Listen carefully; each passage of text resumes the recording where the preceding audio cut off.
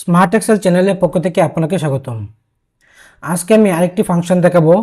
ফাংশনটির নাম হচ্ছে ডিসাম। এই ডিসাম ফাংশন দিয়ে মূলত যেটা করা হয়, মাল্টিপল কন্ডিশন অনুযায়ী কোয়ান্টিটি সাম করা হয়। অর্থাৎ আপনার যদি ডিফারেন্ট ক্যাটাগরি থাকে, তাহলে সেই ক্যাটাগরি ওয়াইজ আপনি কোনো কোয়ান্টিটির সাম বা যোগ করতে পারবেন।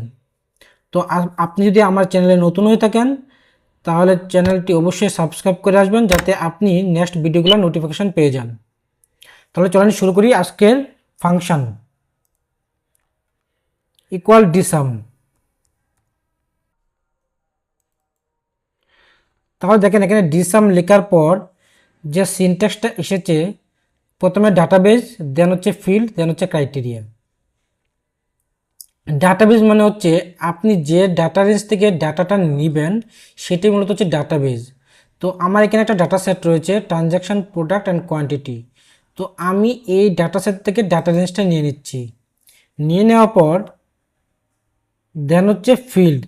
ফিল্ড হচ্ছে আপনি কোন কলাম থেকে কোয়ান্টিটিগুলো সাম করবেন, সেটা হচ্ছে আমার এই যে কোয়ান্টিটি কলাম যেটা রয়েছে, সেই কোয়ান্টিটি কলাম থেকে আমি ডাটা সাম করব। দেন হচ্ছে ক্রাইটেরিয়া। ক্রাইটেরিয়া হচ্ছে আমি কী কন্ডিশন এখানে অ্যাপ্লাই করব। তো আমার এখানে দুইটা কন্ডিশন, একটা হচ্ছে ট্রানজ্যাকশান আর একটা হচ্ছে কি প্রোডাক্ট। তো এই ট্রানজ্যাকশান অ্যান্ড প্রোডাক্ট আমি কি করব, সিলেক্ট করে দেব। সিলেক্ট করে দেওয়ার পর দেন হচ্ছে এন্টার। এন্টারে ক্লিক করার পর দেখেন এখানে আমার কোয়ান্টিটি সাম হয়ে গেছে। এখানে কত এসেছে, মানে ট্রানজ্যাকশান 2, অর্থাৎ 2 নাম্বার ট্রানজ্যাকশানের যে প্রোডাক্টগুলো রয়েছে পেন্সিল, সেটার কোয়ান্টিটি হচ্ছে 129। আমি যদি এখানে ফিল্টার করি 2 অ্যান্ড প্রোডাক্ট, এখানে যদি আমি ফিল্টার করি পেন্সিল, তাহলে দেখেন এই দুটা কোয়ান্টিটির যোগফল হচ্ছে 129।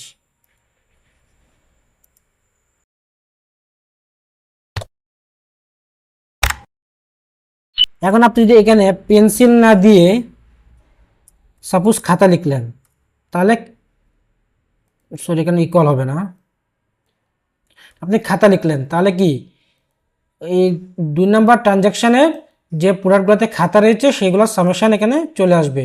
এখন আপনি যদি এখানে ট্রানজ্যাকশান 2 না দিয়ে 1 দেন, তাহলে 1 ট্রানজ্যাকশানের যে প্রোডাক্টগুলো খাতা রয়েছে সেই প্রোডাক্টগুলোর কোয়ান্টিটি এখানে কী হয়ে আসলো, সাম হয়ে আসলো।